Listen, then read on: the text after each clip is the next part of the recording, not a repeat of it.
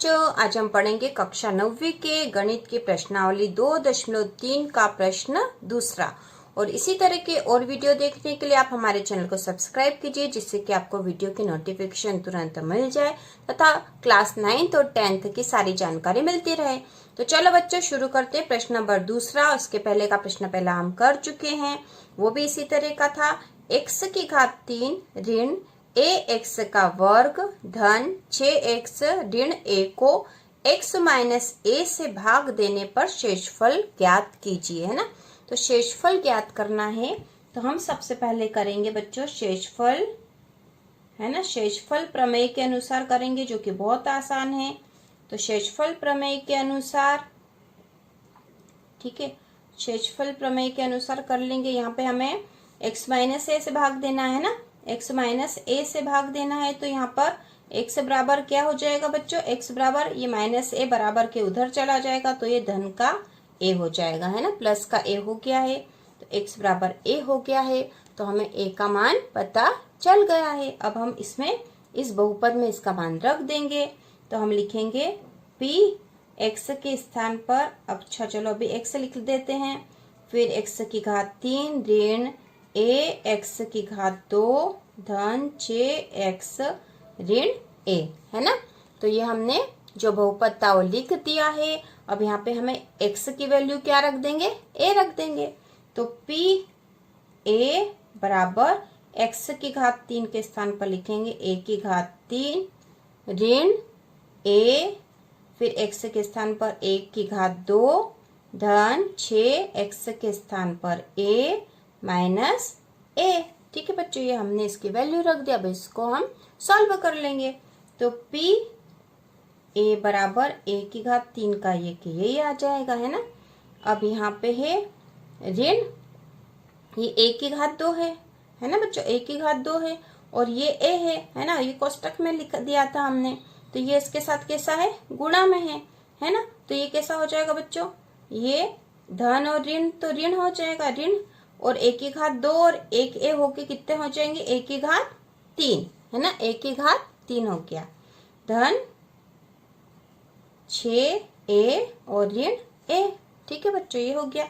अब आगे क्या लिखेंगे हम, देखो p a बराबर ये a की घात 3 और ये ऋण a की घात 3, ये धन का है ना। इसके आगे निशान नहीं, मतलब ये धन का और ऋण का, तो धन और ऋण के आपस में कट जाएंगे, है ना। या फिर ये इसमें से माइनस हुआ तो कुछ भी नहीं बचा। ठीक है, अब ये धन का 6a है, इसमें से ऋण का 1a चला गया बच्चों, है ना। 1a निकल गया, तो कितने बचेंगे, 5a बचे, है ना। धन के 5a बचे हैं।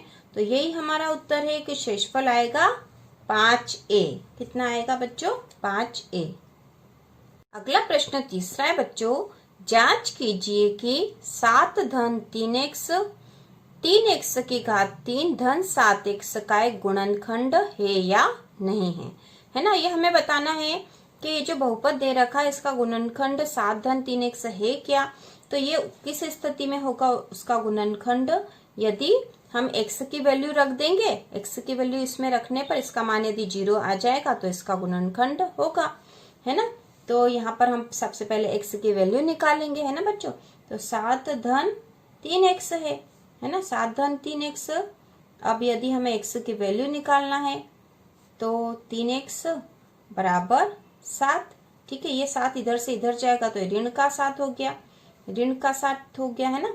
अब हम x बराबर कर देंगे ऋण 7/3, है ना। x की वैल्यू हमने निकाल ली, ऋण 7/3 आई है ना। कैसे आई बच्चों, कि हमने लिख दिया 7 धन 3x बराबर 0। अब 3x बराबर 7 इधर से इधर गया, तो धन से ऋण का हो गया, ऋण का 7 हो गया, और x बराबर ऋण का 7/3, ये गुणा में था तो इधर भाग में आ गया। अब हम ये वैल्यू यदि यहाँ रखेंगे, इस बहुपद में रख देंगे, और इसका मान यदि 0 आता है तो यह इसका गुणनखंड होगा, नहीं तो नहीं होगा। तो चलो रख देते हैं। तो देखो बच्चों, बहुपद क्या है, p ऋण 7/3, है ना। x के स्थान पर ऋण 7/3 लिख दिया, बराबर 3x की घात 3 धन 7x है ना। तो p ऋण 7/3 बराबर 3 गुना x के स्थान पर क्या लिखेंगे हम, ऋण 7/3, और इसकी घात 3 धन 7 और ऋण 7/3। ठीक है, तो चलो रख दो इसका मान। ऋण 7/3 की घात 3 का मतलब क्या हुआ बच्चों? देखो ऋण का 7/3 गुणा ऋण का 7/3 गुणा ऋण का 7, तो ऋण 7/3 है ना, इनका 3 बार गुणा होगा। तो देखो पहले हम चिन्ह का गुणा कर लेंगे, तो ऋण का ऋण में करा तो धन हो जाएगा, फिर धन का ऋण में करेंगे तो ऋण, है ना बच्चों। पहले दो संख्याओं का करेंगे, ऋण का ऋण में करेंगे तो धन हो गया यहाँ पे, है ना। इन दोनों का धन हो गया, इन दोनों का धन हो गया। अब इस धन के चिन्ह का ऋण में करेंगे तो ऋण आएगा।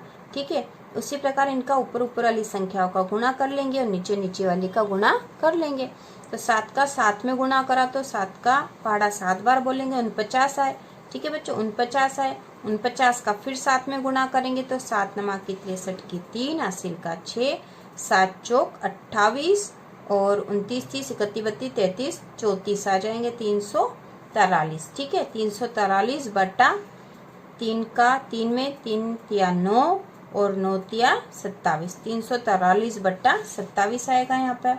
तो बराबर 3 और गुणा 343 बटा 27। और ये ऋण के थे बच्चों, है ना, ये कैसे आए थे? ऋण आया था, है ना। ऋण का ऋण में करा तो धन हो गया था, धन का ऋण में करा तो फिर ऋण हो गया। तो ऋण के 343 बटा 27 हुए। फिर यहाँ पे भी हम, ये धन का है और ये ऋण का, तो धन और ऋण होके ऋण हो जाएगा।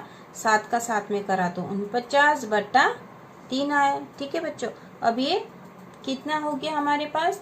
3 गुणा ऋण का 343 बटे 7 ऋण 49 बटा 3, है ना। तो अब ये पूरी जो संख्या आई है बच्चों, अब हमारे पास ये वैल्यू आ गई है। देखो, तो अब हम यहाँ क्या कर सकते हैं? देखो बच्चों, ये 3 गुणा में है इसके साथ, है ना। ये जो 3 है इसके साथ गुणा में है, तो हम इस 3 को इसमें गुणा कर देंगे और इसका यहाँ से भाग भी जा सकता है। तो हम कुछ सरल तरीका ये अपना लेते हैं कि 3 को इससे काट देते हैं ना। 3 एकम 3 और 3 नम 27, है ना। इसको सरल करना था कि हम इसको और सरल कर सकते हैं। तो हमें पता है कि 3 से 27 काट सकते हैं, है ना। ये 3 तो इसके साथ गुणा में है ना, तो ये आपस में कट सकते थे क्योंकि ये बटे में आ जाता है इसके साथ, इसके बटे 1 भी लिख सकते थे हम। तो ठीक है बच्चों, हमने काट दिया है। तो अब हमारे पास आ गया ऋण के 343 बटा 9 ऋण 49 बटा 3, है ना। ऋण के 343 बटा 9 ऋण 49 बटा 3। ठीक है, तो अब ये पूरी जो संख्या आ रही बच्चों, ये 0 के बराबर नहीं है ना। यदि हम इसको सॉल्व भी करेंगे तो ये 0 के बराबर नहीं है। तो हमें तो 0 के बराबर यदि होता तो वो उसका गुणनखंड होता। तो हम यहाँ पर लिख सकते हैं बच्चों कि 7 धन 3x जो है, 7 धन जो 3x है, यह जो इस बहुपद का गुणनखंड नहीं है ना, गुणनखंड नहीं है ना। ठीक है बच्चों, नहीं है लिखना पड़ेगा क्योंकि इसकी वैल्यू 0 के बराबर नहीं आई है।